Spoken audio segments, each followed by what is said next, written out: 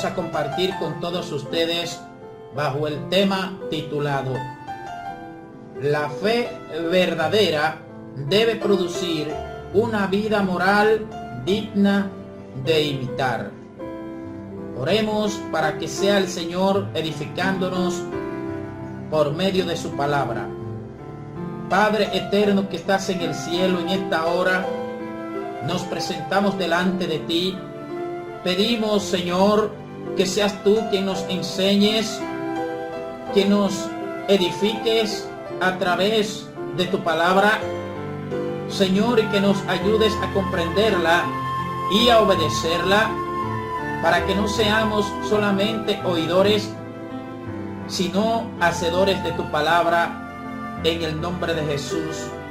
Amén. La fe verdadera debe producir una vida moral digna de imitar. Leamos un texto bíblico que nos va a servir de base para desarrollar este tema. Santiago capítulo 2, versículos 14 al 20 en la Nueva Versión Internacional. Santiago capítulo 2, versículos 14 al 20 en la Nueva Versión Internacional. Leemos en el nombre de Jesús lo siguiente: Hermanos míos, ¿de qué le sirve a uno alegar que tiene fe si no tiene obras? ¿Acaso podrá salvarlo esa fe? Supongamos que un hermano o una hermana no tienen con qué vestirse y carecen del alimento diario, y uno de ustedes les dice que les vaya bien, abríguense y coman hasta saciarse, pero no les da lo necesario para el cuerpo. ¿De qué servirá eso? Así también la fe por sí sola, si no tiene obras, está muerta. Sin embargo, alguien dirá: tú tienes fe y yo tengo obras. Pues bien, muéstrame tu fe sin las obras, y yo te mostraré la fe por mis obras. ¿Tú crees que hay un solo Dios? Magnífico. También los demonios lo creen y tiemblan. ¡Qué tonto eres! ¿Quieres convencerte de que la fe sin obra es estéril? Dice la Reina Valera 1960 en el versículo 20 de Santiago capítulo 2, que la fe sin obra es muerta. Leamos a modo de introducción lo siguiente.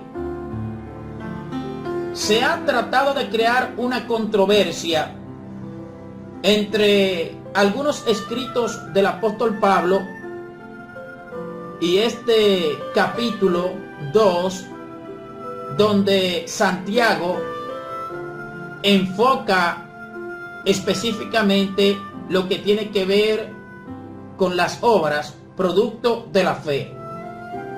Digo que se ha tratado de crear una controversia porque tal controversia no existe, no hay contradicción en ninguno de los dos escritores. Simplemente Pablo, cuando habla y enfatiza la fe, es porque a los que les está escribiendo en ese momento necesitaban que se les hablase de ese punto en específico.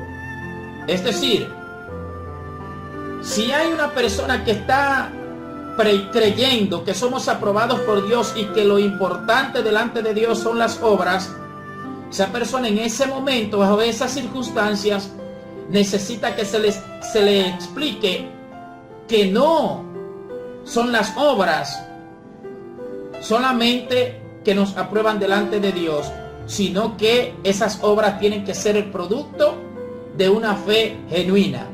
Santiago, por el contrario, enfatiza a aquellas personas que solamente creían que, bueno, la fe es todo lo que yo necesito y no tengo que hacer nada más. No tengo que dar frutos de esa fe que yo digo que tengo. Entonces, como eso era lo que, entre otras cosas, lo que ellos estaban pensando, a quienes Santiago les escribe en capítulo 2, donde habla de la fe, de que dice que la fe sin obra es muerta. Entonces Santiago especifica que cuando decimos que tenemos fe, si esa fe es verdadera, va a dar frutos correspondientes a ella. O sea, que las dos partes son importantes, tanto la fe como la obra, y ninguno de los dos se contradice, sino que cuando hay una fe genuina, eso debe producir una vida moral digna de imitar. Es lo que hace falta en muchas ocasiones en el pueblo de Dios. En una gran parte del pueblo de Dios hacen falta los frutos dignos de una persona arrepentida y convertida. Y estos temas son importantísimos y muchas veces los hemos dejado de lado. Nos hemos ido apartando poco a poco del camino real y efectivo que Dios demanda que nosotros vivamos. Y unos se van a un extremo y otros se van al otro extremo. Unos enfatizan solamente la fe, que ya yo soy salvo y que como soy salvo por gracia, ya yo no tengo ninguna responsabilidad adicional, ya con eso es suficiente. Otros enfatizan las obras, tanto que creen que por lo que hagan es que son aprobados por Dios, cuando en realidad, por eso Jesucristo dice que por sus frutos los conoceréis. Si yo digo que tengo fe, si mi fe es genuina, entonces yo debo dar frutos dignos de esa fe que digo que tengo. Tenemos que entender que los seres humanos estamos sujetos a dos influencias: las influencias de la carne, las influencias del espíritu. Nosotros elegimos bajo cuál de las dos vamos a ser guiados. Cuando la Biblia habla de la palabra carne o de la naturaleza de la carne, esa palabra carne, valga la redundancia de la palabra, procede del griego sarx, S-A-R-X, sarx, que significa todas las pasiones corruptas y desordenadas que entraron en la humanidad producto del pecado. Cuando la palabra menciona carne en ese contexto, como en Gálatas capítulo 5, que vamos a leer más adelante, no se está refiriendo específicamente a la carne física como tal, sino a los placeres desordenados, corruptos, a la manifestación pecaminosa en el ser humano. Las obras de la carne, Gálatas 5, 19 al 21 en la Nueva Versión Internacional. Las obras de la naturaleza pecaminosa se conocen bien: inmoralidad sexual, impureza y libertinaje, idolatría y brujería, odio, discordia, celos, arrebatos de ira, rivalidades, disensiones, sectarismos y envidia, borracheras, orgías y otras cosas parecidas. Les advierto ahora, como antes lo hice, que los que practican tales cosas no heredarán el reino de Dios. El que practica tales cosas no heredará el reino de Dios. No dice que si está dentro de una iglesia, no dice que si está desempeñando un ministerio, no dice que si ora mucho u ora poco, que si habla lengua o no habla, no dice que si es rico o si es pobre, no dice que si es recién convertido o si tiene mucho tiempo en el evangelio. Dice que el que practica las obras de la carne no heredará el reino de Dios. ¿Y por qué esto es tan importante? Recuerden que hemos dicho que estamos sujetos a dos influencias. La influencia de la carne, que procede del griego sarx, S-A-R-X, y que se refiere a todos los placeres corruptos, pecaminosos, que entraron en la humanidad producto de la desobediencia del pecado, o la influencia del Espíritu Santo de Dios. Nosotros elegimos bajo cuál de las dos ser dirigidos, según nuestra inclinación. Vamos a ver las definiciones de algunas de estas obras de la carne, porque es muy importante que sepamos a qué se refieren. Definiciones: adulterio, fornicación. La palabra fornicación es palabra comprensiva que abarca todo acto sexual ilícito, incluye la homosexualidad e incesto, como vemos en 1 Corintios 5:1. Algunos hermanos siempre definen la palabra fornicación como la relación sexual entre solteros, pero esta palabra tiene un significado mucho más amplio en la Biblia. Inmundicia, término que encontramos en Romanos 1:24 y en 2 Corintios 12:21, además, por supuesto, del texto que hemos leído, Gálatas 5:19-21. La inmundicia se refiere a toda indecencia, suciedad de mente, de pensamientos, de deseos, de conducta, de palabras, por ejemplo, chismes sucios. Todo aquello que es sucio y censurable produce disgusto y repugnancia.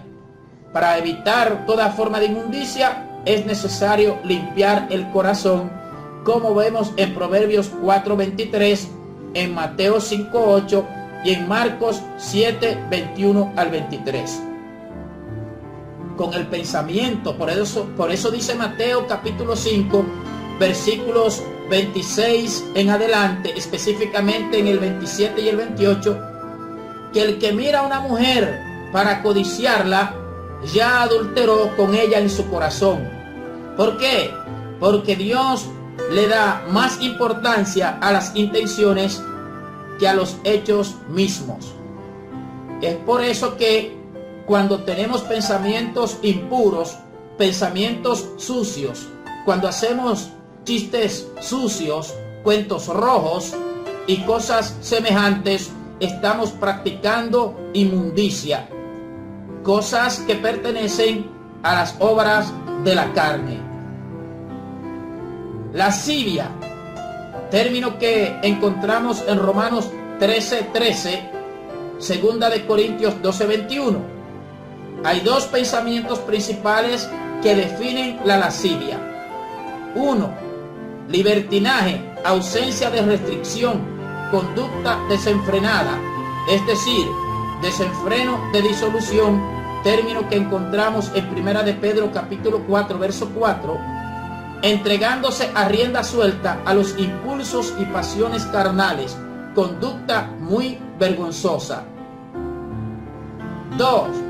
Sin avergonzarse, es como el profeta dice: ¿se han avergonzado de haber hecho abominación? Ciertamente no se han avergonzado, ni aún saben tener vergüenza. Por tanto, caerán entre los que caigan, cuando los castigue caerán, dice Jehová. Jeremías 6:15. Efesios 4:19. Después que perdieron toda sensibilidad, se entregaron a la lascivia para cometer con avidez toda clase de impureza. Véase para una referencia 1 de Timoteo capítulo 4, versículo 2. Cuando una persona pierde la sensibilidad por los principios éticos y morales, cuando ha perdido la sensibilidad y el temor a Dios, hace cosas indecibles. Por ejemplo, usted puede observar eso en algunos artistas tanto hombres como mujeres. Una artista conocida como Lady Gaga, por ejemplo, esa señora se presenta en los escenarios de una forma, óigame, que usted a veces se pregunta, pero es que no tiene vista, es que no tiene asesores, es que está ciega ella y están ciegos los asesores. Son personas que no tienen ningún tipo de escrúpulo, no tienen vergüenza. Esas personas han perdido la sensibilidad por lo moral. Todo para ello es aceptable, todo lo inmoral es aceptable, y así sucesivamente. Practican la lascivia, han perdido la sensibilidad, no tienen ningún tipo de vergüenza, cometen aberraciones abominables. Son personas que se casan hasta con animales, como en una ocasión alguien hizo en Inglaterra, y no reparan en tener sexo, en copular con un animal, siendo ellos hombres y mujeres, pero se han corrompido de tal forma que ellos no tienen vergüenza y hacen cualquier cosa, lo que sea hacen. 3. Las palabras borracheras y orgías caben en la misma categoría. Son términos que se refieren a las actividades, funciones y fiestas en las cuales se emborrachan con alcohol y otras drogas, bailan, pelean, blasfeman, maldicen y se entregan vergonzosamente a sus pasiones carnales. 4. Los conciertos famosos, esos infames conciertos para grupos rock and roll, son una demostración bien clara de lascivia. La forma de hablar, de cantar, de vestirse, es decir, desnudarse, y el comportamiento en general de estos famosos estrellas y artistas, entre comillas, demuestra también la extrema decadencia de nuestra sociedad civilizada, entre comillas, la misma que mata casi 2 millones de infantes cada año y que proclama fuertemente los derechos de los homosexuales. 5. Los tales no temen a Dios y no respetan a nadie, ni a sí mismos. No consideran a nadie ni a sus propias familias. Son abusivos de todos. Esas naciones que muchas personas se descuellan por ir a esas naciones y hasta por vivir allá. Es cierto que el ingreso per cápita de esas naciones es muy por encima de los ingresos per cápita de la mayoría de los países latinoamericanos, países conocidos como de tercer mundo, otros también en vía de desarrollo. Pero sin embargo, todavía en nuestras naciones latinoamericanas, en el Caribe, aunque nos tengan en el último lugar muchas veces porque entiendan que nosotros que no somos desarrollados, que no tenemos inteligencia y que no tenemos riquezas, pero por lo menos por la misericordia de Dios nos queda algo de moral todavía.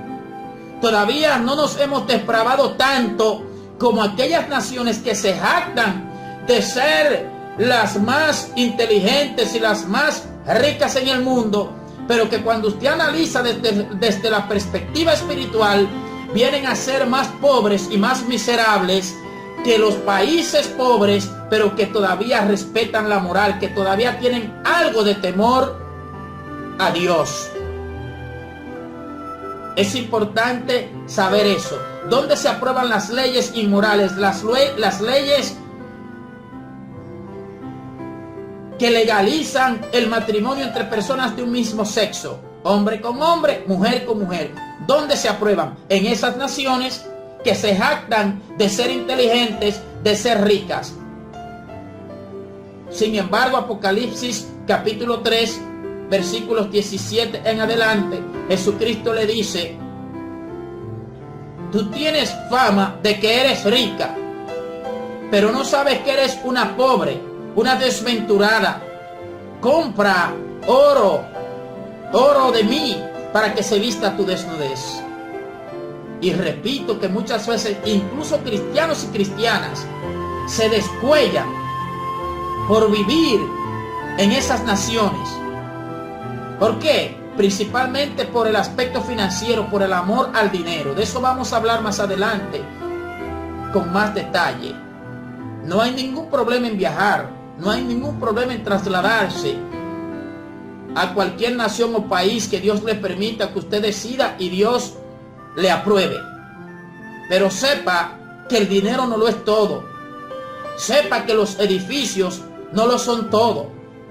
Sepa que tener muchos vehículos no lo es todo.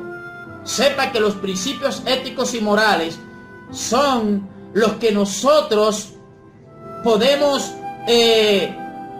emplear en nuestra vida y que nos pueden acercar o nos pueden alejar de Dios.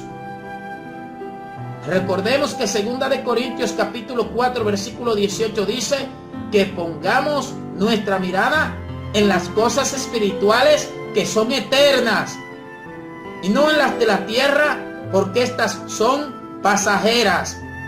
Colosenses capítulo 3 versículos 1 en adelante dice que pongamos nuestra mirada en las cosas de arriba, donde está sentado Cristo. Pero nos hemos olvidado de que aparte de tener fe en Dios y de confesar a Jesucristo como Señor y Salvador de nuestra vida, y de que somos salvos por gracia, por medio de la fe, y que no somos salvos por obra, por lo cual no debemos gloriarnos de la salvación, sino que Dios nos ha hecho ese favor. Pero también hay una responsabilidad de nosotros de dar frutos de acuerdo. Si somos hijos de Dios, si decimos que nos hemos arrepentido y que nos hemos convertido, ¿qué significa convertir? Convertir significa cambiar, significa transformar. Entonces, la naturaleza vieja, la naturaleza del hombre viejo, no debe ser la que me dirija, aunque yo cometa mis faltas, por supuesto. Pero queremos decir, una cosa es cometer una falta voluntariamente y otra cosa es cometer una falta involuntariamente. Hay personas que pecan a propósito y se agarran y se abrazan al lema de ellos de que, bueno, ya yo soy salvo. Pero no leen Hebreos capítulo 2, donde dice allí la palabra que si la palabra dicha por medio de los ángeles, cuando fue desobedecida, recibió justa retribución, ay de nosotros si descuidamos una salvación tan grande. Y Filipenses 2:12 dice que es necesario que con temor y temblor cuidemos la salvación. Así que la salvación es por gracia, pero nosotros tenemos que preservarla y debemos dar testimonio. Nuestra fe debe dar frutos dignos de imitar. Seguimos definiendo algunos de los términos que encontramos en Gálatas 5:14 en adelante, que nos habla acerca de las obras de la carne. Idolatría se refiere a la prostitución de la adoración, es decir, cuando se adora a otra cosa que no sea Dios, se está practicando idolatría. Idolatría procede del término griego eidolos, es una palabra compuesta de eidolos, que es ídolos, y latría, que significa adoración. Por lo cual idolatría significa adorar ídolos. Pero no solamente una imagen puede ser mi ídolo. El dinero puede ser mi Dios también. Mi familia, mi trabajo, un vehículo, una casa, una cuenta bancaria, aún el ministerio se puede convertir en un ídolo. O sea, yo puedo convertirlo en un ídolo para mí. Cualquier cosa que en mi corazón tome el lugar de Dios o que lo iguale a Él, se ha convertido en un ídolo para mí. Nosotros somos servidores de aquel que nosotros elegimos como nuestro Señor. Si su Señor es su trabajo, usted es un esclavo, usted es un servidor de su trabajo. Si su señor es su familia, sus hijos, porque hay personas que hacen de sus hijos sus ídolos, incluso cristianos y cristianas, que son tan osados que se atreven a decir que si ese hijo o esa hija muere, si Dios se lo lleva, que él no sabe o ella no sabe qué le va a pasar, qué va a pasar con su vida. O sea que la vida de ellos, de esas personas, no es Jesucristo, sino son sus hijos y sus hijas. ¡Qué error!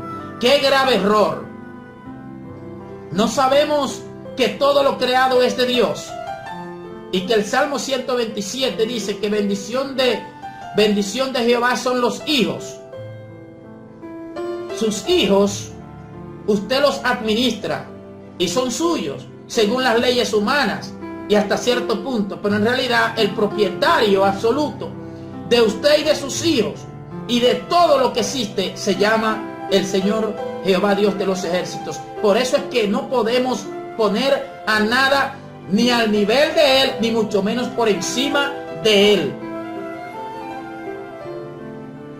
La avaricia es idolatría, dice Colosenses 3:5. ¿Por qué la avaricia es idolatría? Porque el avaro es un idólatra debido a que las cosas materiales son su Dios. Ay, ay, ay. Si uno se pone a observar el estilo de vida de muchas naciones y también en nuestra propia nación, en nuestro país, en el área del Caribe, en Latinoamérica, pero no tanto como otras naciones, principalmente en Europa. Algunos individuos en Estados Unidos, menos que en Europa. En el mismo Medio Oriente, en Dubái. Allá en Dubái hay tanto dinero y tantos recursos materiales que la policía tiene una flota de vehículos de lujo. Mercedes-Benz, Maserati, Bugatti, Ferrari, vehículos que muchas veces ni se conocen mucho en estos países. Se burlan de las riquezas que tienen. Tienen tanta riqueza que no saben lo que van a hacer con ella. Pero son pobres y desventurados porque no tienen a Jesucristo de Nazaret. Por eso gócese y alégrese que usted no es pobre, porque usted tal vez no tendrá una cuenta bancaria. Usted tal vez no tendrá el ingreso per cápita que tiene un ciudadano de la China o un ciudadano de Dubái. Pero usted tiene a Jesucristo de Nazaret. Todo lo terrenal va a perecer, pero lo eterno es lo que tiene su fundamento en Jesucristo. No sea pesadumbre, no sea pesadumbre, no se amargue la vida, no se deje confundir, no caiga en el error que estuvo Asaf a punto de caer, que nos registra en el Salmo 73, que él veía que los impíos prosperaban y estuvo a punto de deslizarse, hasta que buscó en el Señor y comprendió y vio que todo eso es vanidad y que el que dedica su vida no con fundamento sobre Dios, al final termina mal, muy mal. ¿Cuántas personas, cristianos y cristianas, no están en las iglesias? Porque ellos han escuchado que Dios es todopoderoso y ellos ven a Dios como un ser que les puede solucionar sus problemas, y por eso aparenta venir al evangelio, aparentan seguir a Jesucristo. ¿Por qué digo aparentan? Porque lo que están es detrás de un beneficio. Porque Dios me puede sanar, Dios me puede bendecir, Dios me puede hacer rico, Dios puede darme todo lo que yo necesite, según ellos, que no es verdad eso. Dios puede hacer todo eso, pero no es que Dios lo va a hacer porque usted crea, ni porque usted se suponga. Porque muchas veces estamos en el evangelio, en las iglesias incluso, repito, pero no estamos buscando a Cristo, ni siguiendo a Cristo, ni por seguir a Cristo. Estamos buscando satisfacer nuestros propios intereses. Estamos buscando satisfacer nuestros propios deleites. Seguimos definiendo obras de la carne. Hechicerías Procede del griego pharmakeia, que significa la prostitución de drogas. Originalmente, la palabra pharmakeia se refería simplemente al uso de drogas como medicina, pero con el uso de la medicina se practicaban encantamientos para proteger al paciente de los poderes demoníacos y para impresionarles con los recursos y poderes del encantador. Esto según el diccionario del Nuevo Testamento de W.E. Vine. En Hechos 19:19 es el ejemplo de lo que se debe hacer con los libros de tales artes, es decir, con los libros de hechicería. ¿Qué se les debe hacer? Se deben quemar, como hicieron los cristianos, que se registra aquí en Hechos 19:19. También deben ser quemados todos los amuletos, talismanes, horóscopos, crucifijos y otros artículos cuyo diseño o intención es supuestamente para protegerse de fuerzas ocultas o para traer buena suerte.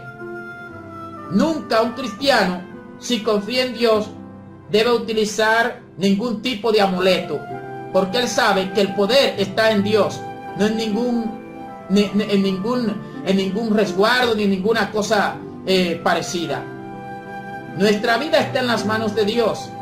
No debemos o no dependemos de la suerte ni de la fortuna buena. Nuestro destino no está en las estrellas. Nuestro destino está en Dios si usted ha decidido entregar su vida a Él. Así que no hay que buscar el futuro, ni hay que buscar buena suerte, ni hay que buscar nada fuera de Dios. Enemistades, otra manifestación de las obras de la carne. Riñas, disputas, querellas. Efesios 2, 14 y 16.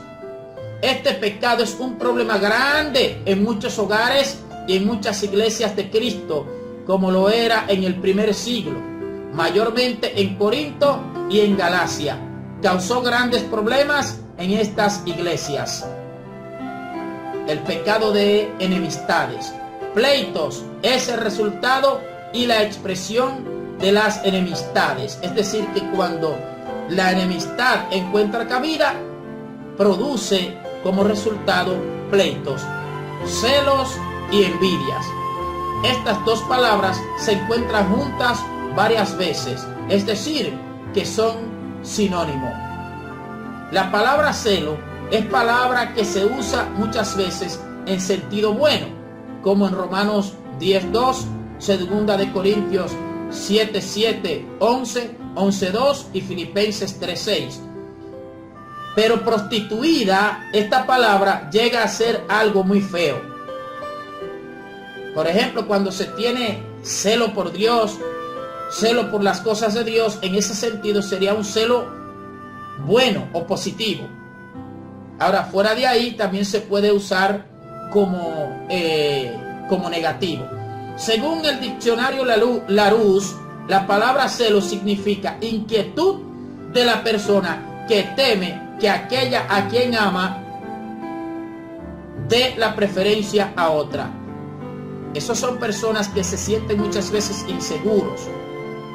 Pues si nosotros tenemos que estar seguros en Dios. Dios no tiene preferencia por nadie. Entonces no debemos inquietarnos,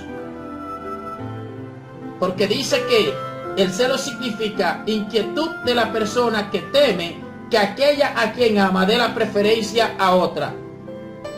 Es decir, que tiene un temor de que aparte de a él o ella, también esa persona ame a otro. Tenga cuidado cómo usted interpreta lo que estoy explicando aquí. Cuando viene a ver, cree que yo estoy diciendo que usted como esposa y como esposo no debe afectarle si su esposo o su esposa, valga la redundancia, cometen una infidelidad. No se refiere a eso. Aquí se refiere el amor a que aquí se está refiriendo, se refiere a un amor afectivo. Puede ser un amor filial, puede ser un amor ágape. un aprecio hacia las demás personas. No está hablando de amor erótico, no está hablando de amor sexual, para que no vaya a decir que usted escuchó que se estaba predicando, que dice la Biblia que no hay que tener celos. No, recuerden que hemos hablado del celo como término positivo y también como término negativo. Tenemos que saber equilibrar. En 1 Corintios 3:3, pues habiendo entre vosotros celos, contiendas y disensiones, ¿no sois carnales? El apóstol Pablo está hablándole aquí a cristianos, 1 Corintios 3, pero eran cristianos que todavía eran carnales. Que hay personas que porque, no, ya yo soy cristiano, ya yo soy cristiana.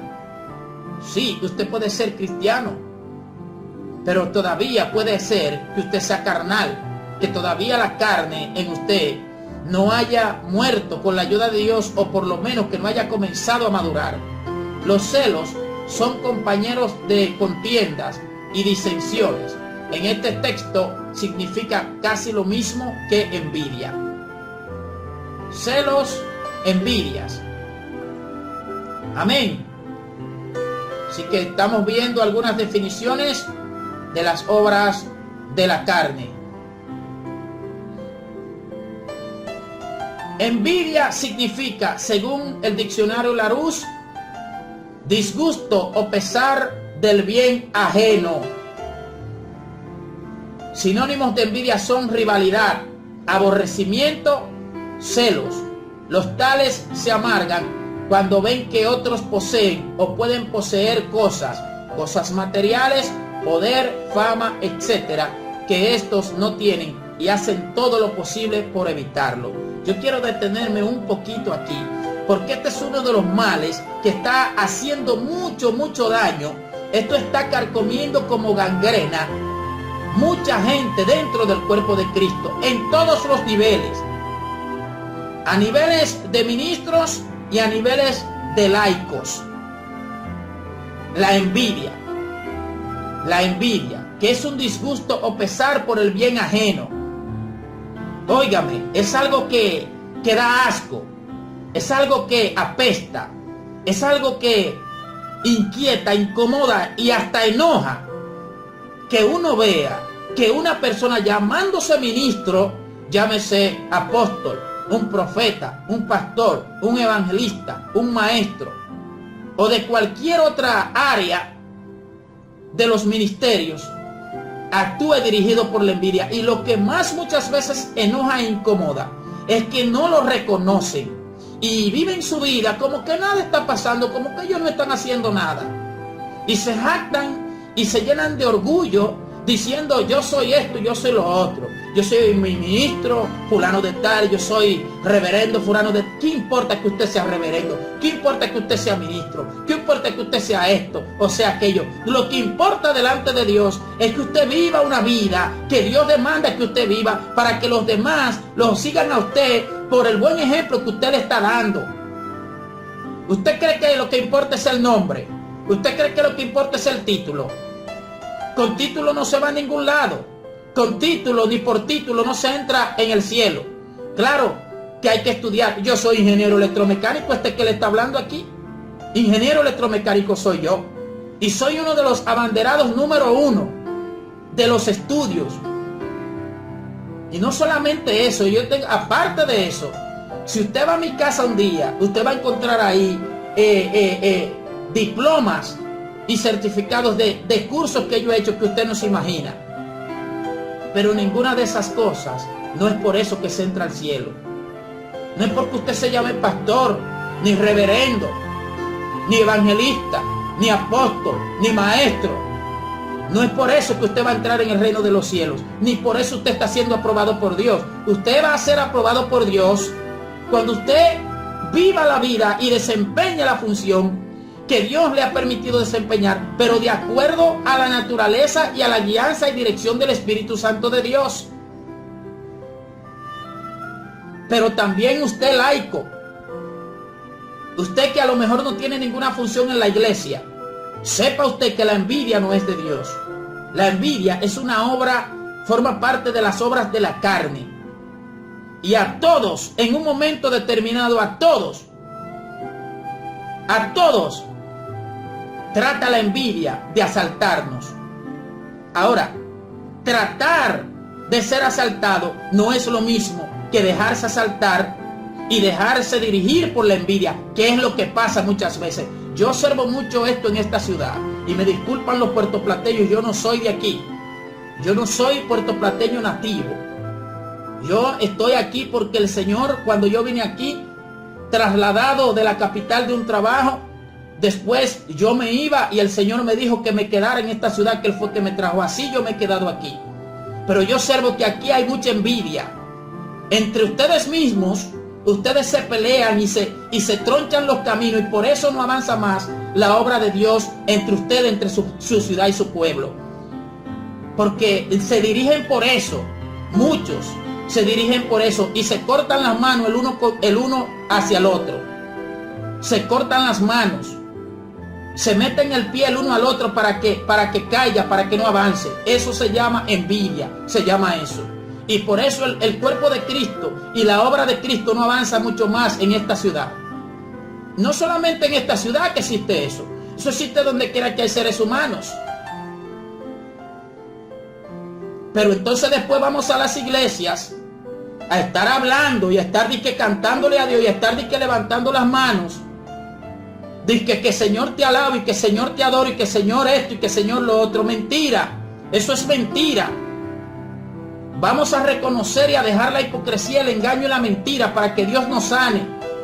Si no, no va a avanzar. No hablemos de avivamiento, ni hablemos de bendición de Dios, ni hablemos de cambio, ni hablemos de transformación, si nosotros no deponemos nuestras actitudes que muchas veces tenemos. Evangelistas, ministros, en todos los niveles, jerárquicamente hablando, la envidia es que lo dirige. No es que la envidia se le levanta y ellos la someten, no. Es que la envidia lo dirige. Las decisiones las toman por envidia. Le impiden a los otros avanzar por envidia, por el celo y por el orgullo. Y eso no es que nadie me lo ha dicho a mí, es que yo lo veo. Hace mucho tiempo que lo veo. Entonces, ¿por qué tiene que ser así? Si usted se llama cristiano, cristiana, si usted dice que usted se arrepintió, si usted dice que que Dios hizo una obra en usted, si usted lo dice, si usted dice que el Espíritu Santo le dirige a usted, entonces ¿por qué no se manifiestan las obras del Espíritu en su vida? Y lo que se manifiestan son las obras de la carne. Si ese es su caso, estoy diciendo.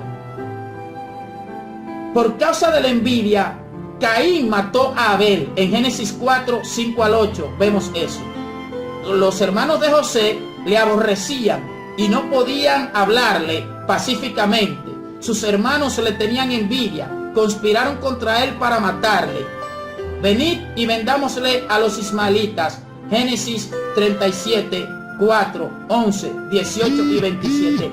Los propios hermanos de José, por la envidia que le tenían, lo vendieron como esclavo. Por causa de la envidia, Amán quiso matar a Mardoqueo y a todos los judíos.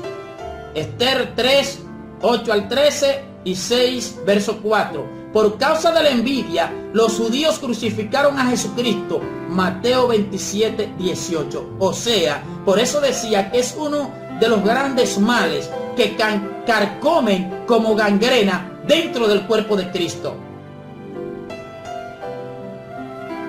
Señores, yo no entiendo cómo es eso.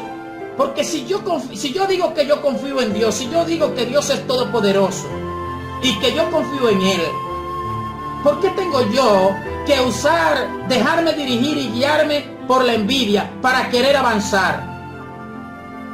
¿O no sé yo entonces que aunque yo avance, si estoy siendo dirigido por la envidia, por el celo, por la contienda, estoy desaprobado delante de Dios, aunque yo logre cosas humanamente hablando? Entonces yo no entiendo. Yo no entiendo cómo es, cuál es la Biblia que nosotros leemos y cómo es que entendemos la Biblia si es que la leemos. ¿Cómo es? ¿Qué Biblia que nosotros tenemos y qué Biblia nosotros entendemos? ¿Qué Biblia? ¿Cuál?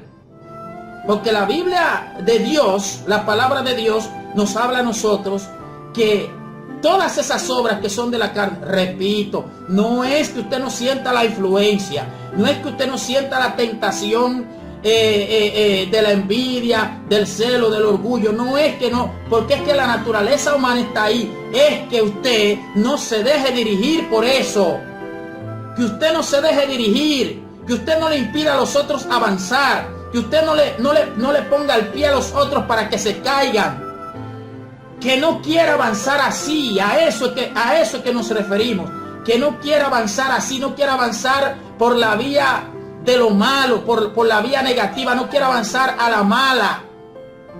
Deje que los demás se desarrollen, deje que los demás avancen, deje que los ministerios que Dios tiene para con los demás también se desarrollen envidioso, egoísta.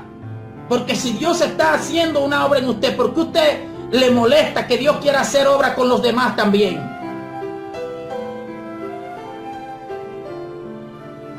Que ese es el problema del ser humano. Y después venimos de que vamos a orar, de que por avivamiento. ¿De cuál avivamiento? ¿Cuál avivamiento va a venir? Usted ha visto que donde hay envidia, celo y rivalidad y disensiones, el Espíritu Santo se manifiesta ahí, ¿acaso? Ni va a traer los propósitos del Padre ahí.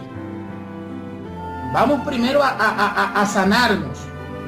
Vamos primero a quitar todas esas barreras que son las que impiden que el propósito de Dios se manifieste en la tierra. Y repito, no es solamente en esta ciudad, es donde quiera que hay seres humanos.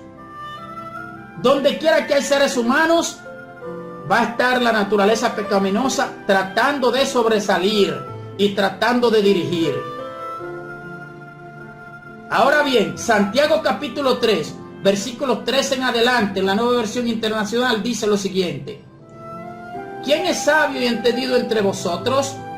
Muestre por la buena conducta sus obras en sabia mansedumbre. Si somos sabios, como muchas veces decimos, entonces debemos mostrar las buenas obras. Nuestra conducta debe manifestarse con buenas obras. Ay, ay, ay, pero mire lo que dice el versículo 14, escuche bien. Pero si tenéis celos amargos y contención en vuestro corazón, no os jactéis ni mintáis contra la verdad. Porque esta sabiduría no es la que desciende de lo alto, sino terrenal, animal y diabólica. Se lo voy a repetir de nuevo, el verso 15. Porque esta sabiduría no es la que desciende de lo alto, es decir, no es la que viene de Dios, sino que es terrenal, animal y diabólica. Cuando hay celo, cuando hay envidia, cuando hay orgullo, no diga usted que usted es sabio. Porque dice Santiago que eso no es verdad, eso es mentira. Porque la envidia, el celo y el orgullo, eso no procede de Dios. Eso es animal, terrenal y diabólico. Santiago capítulo 3, versículos 13 en adelante. Porque donde hay celos y contención, allí hay perturbación y toda obra perversa. Pero la sabiduría que es de lo alto es primeramente pura, después pacífica, amable, benigna, llena de misericordia y de buenos frutos, sin incertidumbre ni hipocresía. ¿Cuánta gente actuando con hipocresía, actuando con lisonja, actuando con risas falsas, actuando con abrazos falsos, actuando con Dios le bendiga falsos? Y son tan osados que dicen que eso es sabiduría. No, Dios dice que eso es hipocresía, que eso es falsedad, que eso es ironía. Hermano, Dios le bendiga. Hermana, Dios le bendiga.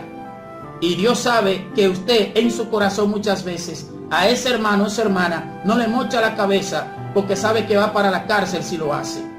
Entonces, eso es mentira, porque usted no quiere que Dios le bendiga nada. Usted no le ama nada, porque si le amara no le odiara en su corazón. Y lo grande del caso es que vamos a la iglesia religiosamente martes, jueves, domingo. Otros van más días, otros van incluso los 7 días a la semana, hablan muchísimas lenguas, oran muchísimo, ayunan muchísimo, y lo más importante que tienen que hacer, guardar su corazón con la ayuda de Dios, no lo hacen. Y el fruto de justicia se siembra en paz, dice Santiago capítulo 3, versículo 18, en paz para aquellos que hacen la paz. Santiago 4, versículos 1 en adelante dice, estoy leyendo en la Biblia, yo estoy leyendo en la Biblia. Si usted tiene Biblia, usted puede anotar los textos bíblicos y leerlo luego. Santiago capítulo 4, en la Nueva Versión Internacional, ¿qué dice? Dice, ¿de dónde surgen las guerras y los conflictos entre ustedes? Note que Santiago le está hablando a cristianos aquí. No es a impíos, no es a personas inconversas que Santiago le está hablando aquí.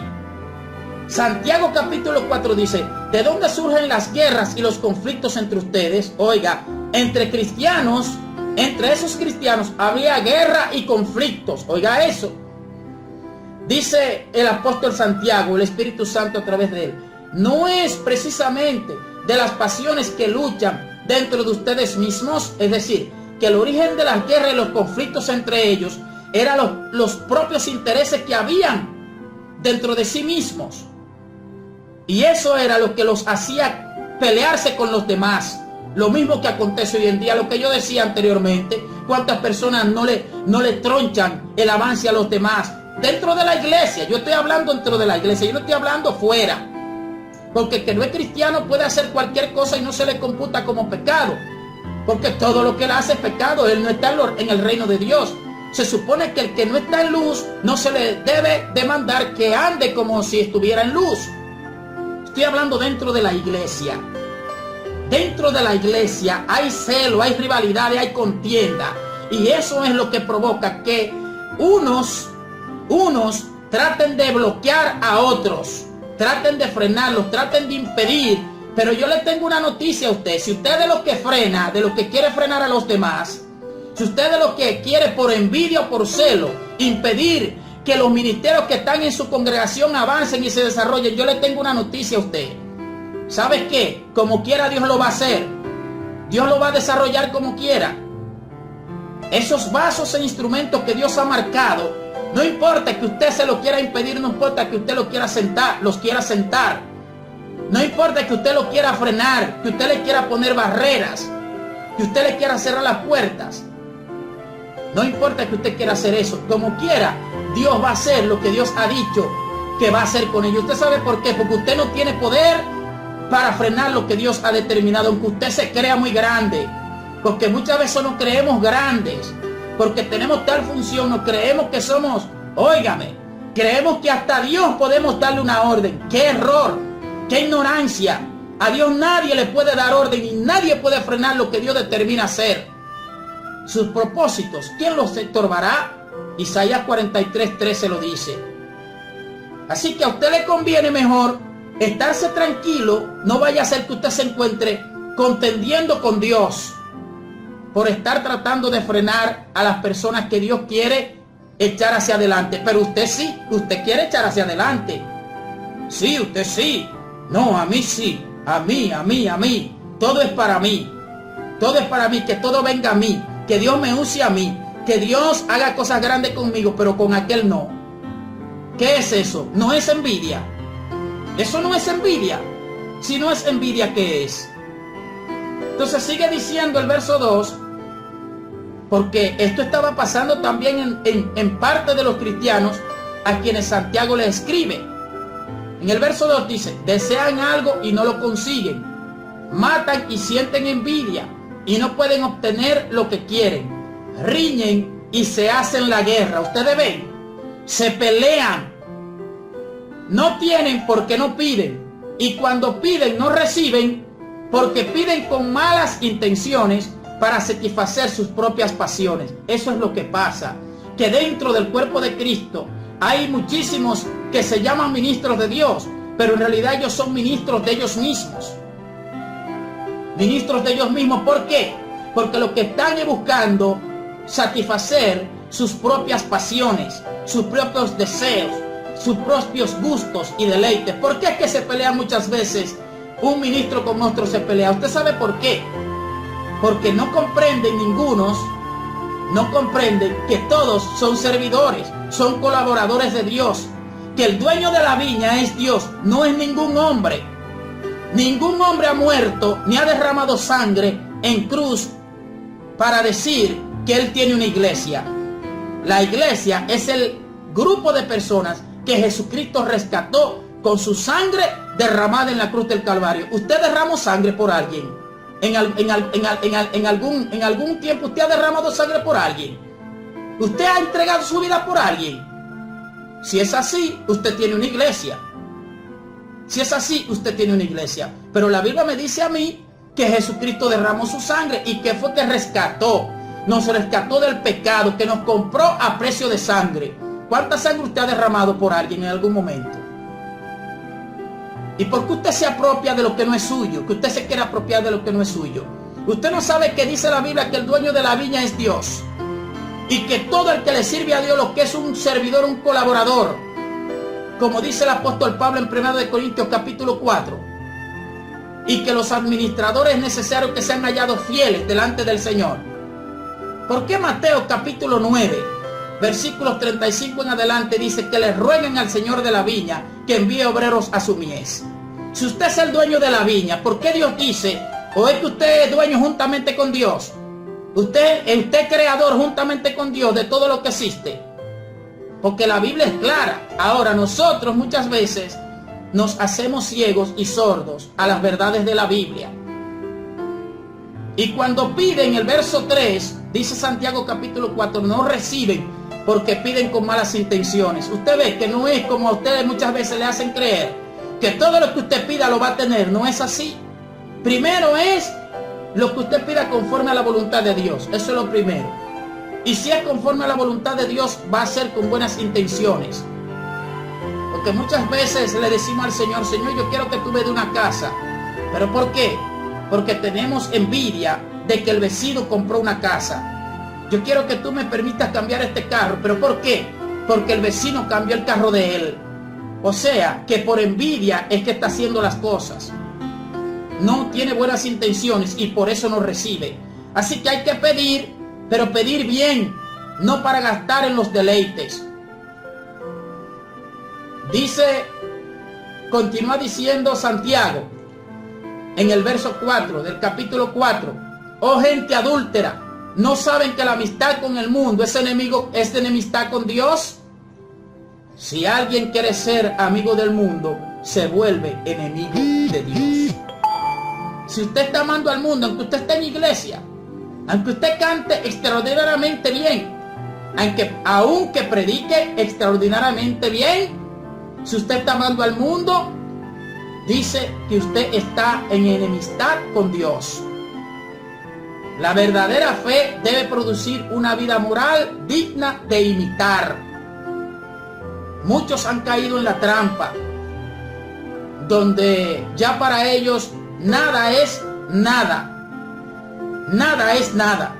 Pueden vivir como quieran, pueden hacer lo que quieran, pueden hablar como quieran, vestir como quieran, amar al mundo, hasta darse sus tragos, hasta ir a los prostíbulos, según ellos. Y eso no es nada, porque lo que Dios mira es el corazón, según ellos. Y es verdad que en 1 Samuel 16, verso 7, dice que Dios lo que mira el corazón, pero usted tiene que leer bien, tiene que ver bien el contexto. Porque ¿qué usted me dice de 1 de Pedro capítulo 2, verso 11, que dice que nos abstengamos de los deseos carnales que combaten contra nuestra alma? ¿Qué usted me dice de Romanos 13, versículos 13 en adelante, que dice que no proveamos para los deseos de la carne?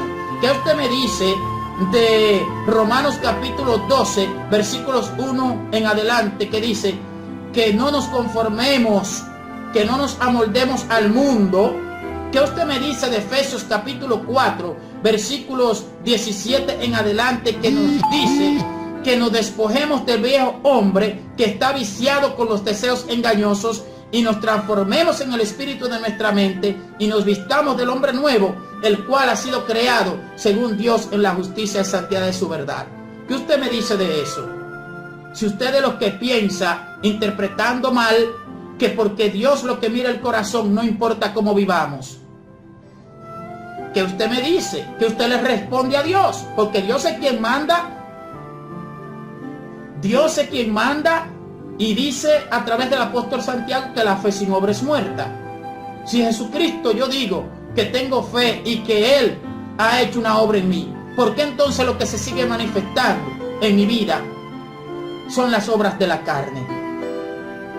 O sea, que no estoy hablando la verdad, estoy mintiendo. Y necesitamos ponernos a cuentas con Dios. ¿Por qué? Porque Jesucristo viene pronto. Y no todo el que le diga Señor, Señor, va a entrar en el reino de los cielos. No es porque usted esté en iglesia, no es porque usted ayude, no es porque usted diezme y ofrende, no es porque usted haga bien a los demás. Es porque su corazón se haya decidido verdaderamente por Dios y porque en realidad usted rechace todo lo que tiene que ver con la naturaleza pecaminosa, aunque usted como yo cometamos nuestras faltas y nos arrepintamos, pero no lo hacemos, no tomamos la libertad ni la salvación que Dios nos ha dado como un pretexto para pecar. La verdadera fe o la fe verdadera debe producir una vida digna de imitar.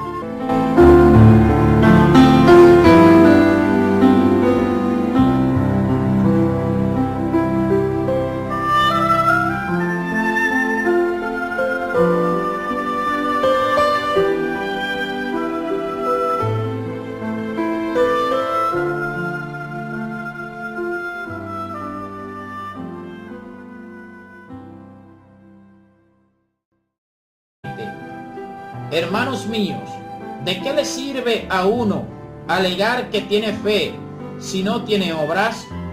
¿Acaso podrá salvarlo esa fe? Supongamos que un hermano o una hermana no tienen con qué vestirse y carecen del alimento diario, y uno de ustedes les dice que les vaya bien, abríguense y coman hasta saciarse, pero no les da lo necesario para el cuerpo. ¿De qué servirá eso? Así también la fe por sí sola, si no tiene obras, está muerta. Sin embargo, alguien dirá, tú tienes fe y yo tengo obras. Pues bien, muéstrame tu fe sin las obras y yo te mostraré la fe por mis obras. ¿Tú crees que hay un solo Dios? Magnífico. También los demonios lo creen y tiemblan. ¡Qué tonto eres! ¿Quieres convencerte de que la fe sin obra es estéril? Dice la Reina Valera 1960 en el versículo 20 de Santiago capítulo 2, que la fe sin obra es muerta. Leamos a modo de introducción lo siguiente. Se ha tratado de crear una controversia entre algunos escritos del apóstol Pablo y este capítulo 2, donde Santiago enfoca específicamente lo que tiene que ver con las obras producto de la fe. Digo que se ha tratado de crear una controversia porque tal controversia no existe, no hay contradicción en ninguno de los dos escritores. Simplemente Pablo, cuando habla y enfatiza la fe, es porque a los que les está escribiendo en ese momento necesitaban que se les hablase de ese punto en específico. Es decir, si hay una persona que estarismos y envidia, borracheras, orgías y otras cosas parecidas, les advierto ahora, como antes lo hice, que los que practican tales cosas no heredarán el reino de Dios. El que practica tales cosas no heredará el reino de Dios. No dice que si está dentro de una iglesia, no dice que si está desempeñando un ministerio, no dice que si ora mucho u ora poco, que si habla lengua o no habla, no dice que si es rico o si es pobre, no dice que si es recién convertido o si tiene mucho tiempo en el evangelio. Dice que el que practica las obras de la carne no heredará el reino de Dios. Y porque esto es tan importante, recuerden que hemos dicho que estamos sujetos a dos influencias. La influencia de la carne, que procede del griego sarx, S-A-R-X, y que se refiere a todos los placeres corruptos, pecaminosos, que entraron en la humanidad producto de la desobediencia del pecado, o la influencia del Espíritu Santo de Dios. Nosotros elegimos bajo cuál de las dos ser dirigidos, según nuestra inclinación. Vamos a ver las definiciones de algunas de estas obras de la carne, porque es muy importante que sepamos a qué se refieren. Definiciones: adulterio, fornicación. La palabra fornicación es palabra comprensiva que abarca todo acto sexual ilícito, incluye la homosexualidad e incesto, como vemos en 1 Corintios 5:1. Algunos hermanos siempre definen la palabra fornicación como la relación sexual entre solteros, pero esta palabra tiene un significado mucho más amplio en la Biblia. Inmundicia, término que encontramos en Romanos 1:24, y está creyendo que somos aprobados por Dios y que lo importante delante de Dios son las obras. Esa persona en ese momento, bajo esas circunstancias, necesita que se le explique que no son las obras solamente que nos aprueban delante de Dios, sino que esas obras tienen que ser el producto de una fe genuina. Santiago, por el contrario, enfatiza a aquellas personas que solamente creían que, bueno, la fe es todo lo que yo necesito y no tengo que hacer nada más. No tengo que dar frutos de esa fe que yo digo que tengo. Entonces, como eso era lo que, entre otras cosas, lo que ellos estaban pensando, a quienes Santiago les escribe en ese capítulo 2, donde habla de la fe, de que dice que la fe sin obra es muerta. Entonces Santiago especifica que cuando decimos que tenemos fe, si esa fe es verdadera, va a dar frutos correspondientes a ella. O sea, que las dos partes son importantes, tanto la fe como la obra, y ninguno de los dos se contradice, sino que cuando hay una fe genuina, eso debe producir una vida moral digna de imitar. Es lo que hace falta en muchas ocasiones en el pueblo de Dios. En una gran parte del pueblo de Dios hacen falta los frutos dignos de una persona arrepentida y convertida. Y estos temas son importantísimos y muchas veces los hemos dejado de lado. Nos hemos ido apartando poco a poco del camino real y efectivo que Dios demanda que nosotros vivamos. Y unos se van a un extremo y otros se van al otro extremo. Unos enfatizan solamente la fe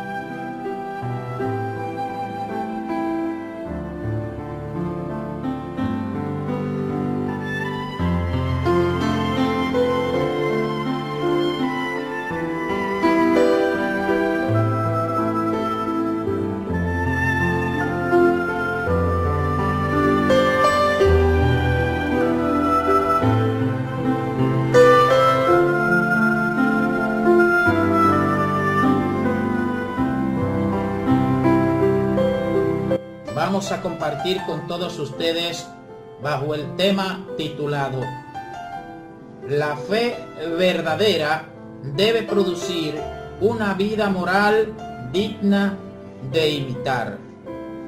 Oremos para que sea el Señor edificándonos por medio de su palabra. Padre eterno que estás en el cielo, en esta hora nos presentamos delante de ti. Pedimos, Señor, que seas tú quien nos enseñes, que nos edifiques a través de tu palabra, Señor, y que nos ayudes a comprenderla y a obedecerla, para que no seamos solamente oidores, sino hacedores de tu palabra, en el nombre de Jesús. Amén. La fe verdadera debe producir una vida moral digna de imitar. Leamos un texto bíblico que nos va a servir de base para desarrollar este tema. Santiago capítulo 2, versículos 14 al 20 en la Nueva Versión Internacional. Santiago capítulo 2, versículos 14 al 20 en la Nueva Versión Internacional. Leemos en el nombre de Jesús lo siguiente: que ya yo soy salvo, y que como soy salvo por gracia, ya yo no tengo ninguna responsabilidad adicional, ya con eso es suficiente. Otros enfatizan las obras tanto que creen que por lo que hagan es que son aprobados por Dios, cuando en realidad, por eso Jesucristo dice que por sus frutos los conoceréis. Si yo digo que tengo fe, si mi fe es genuina, entonces yo debo dar frutos dignos de esa fe que digo que tengo. Tenemos que entender que los seres humanos estamos sujetos a dos influencias: las influencias de la carne, las influencias del espíritu. Nosotros elegimos bajo cuál de las dos vamos a ser guiados. Cuando la Biblia habla de la palabra carne o de la naturaleza de la carne, esa palabra carne, valga la redundancia de la palabra, procede del griego sarx, S-A-R-X, sarx, que significa todas las pasiones corruptas y desordenadas que entraron en la humanidad producto del pecado. Cuando la palabra menciona carne en ese contexto, como en Gálatas capítulo 5, que vamos a leer más adelante, no se está refiriendo específicamente a la carne física como tal, sino a los placeres desordenados, corruptos, a la manifestación pecaminosa en el ser humano. Las obras de la carne, Gálatas 5, 19 al 21 en la Nueva Versión Internacional. Las obras de la naturaleza pecaminosa se conocen bien: inmoralidad sexual, impureza y libertinaje, idolatría y brujería, odio, discordia, celos, arrebatos de ira, rivalidades, disensiones,